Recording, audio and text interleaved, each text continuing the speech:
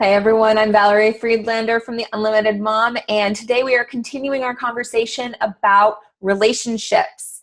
And we are talking about intimate relationships, such as with your spouse or significant other.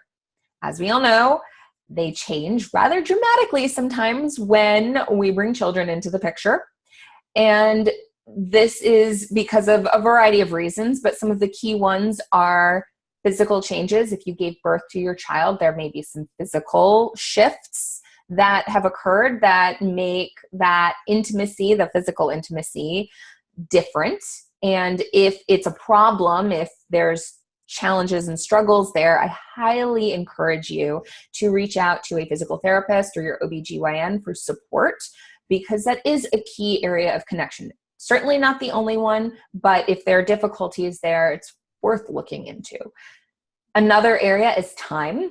Time shifts rather dramatically again, and we have less of it, and it's a lot harder to make this space for time together. So that's a big one. And another one is sleep.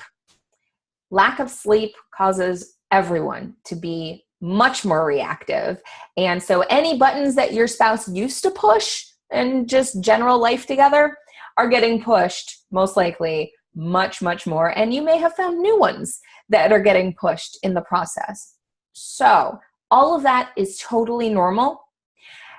And it's important to make sure that you are attending to those things. So for example, it's really easy to fall into the expectations, which I like to call premeditated resentments, and assumptions about how one goes about life as a family.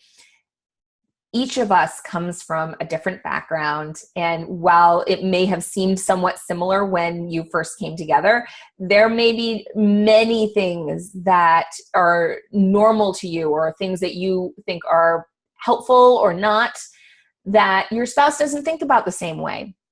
And it's important to acknowledge that however you're feeling and however your partner is feeling are normal based on the way you're experiencing whatever situation is going on. So to really acknowledge and validate yourself as well as your partner in this process of growing and learning. Communication. Drop the assumptions and really communicate. Drop the expectations and share what you need. Say, this is what's working for me. This is what isn't. Make sure that you are both sharing and listening the way you would want to be listened to. Hopefully it's reciprocal, but there are two things that will absolutely help. One is being the example of the dynamic that you want to encourage in the relationship. And two is asking. Using your words, as we tell our children all the time, use your words and share what you need. The other part, in addition to communication, is having time for play, having time to engage with one another in a fun way where you're connecting as people, as lovers, as partners. And so if you're struggling with this, maybe ask yourself, what did you used to do before children that brought you together? What are things that you built your relationship upon? What are the fun things?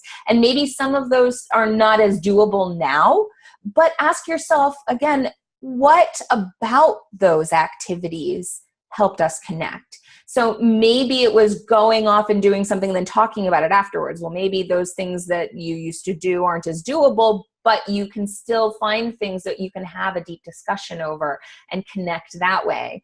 So check in, and so make sure that you are communicating and that you're playing.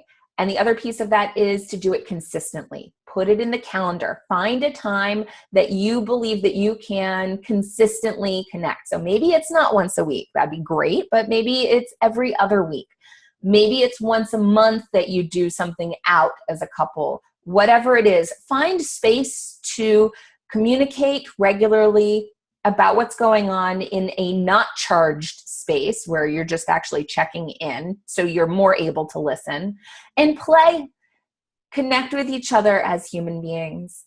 Put it on the calendar and make sure you're making time, because making time to keep that relationship healthy is a big part of being able to keep your family relationship healthy and show up as a mom and as parents much, much better and calmer and happier with your children.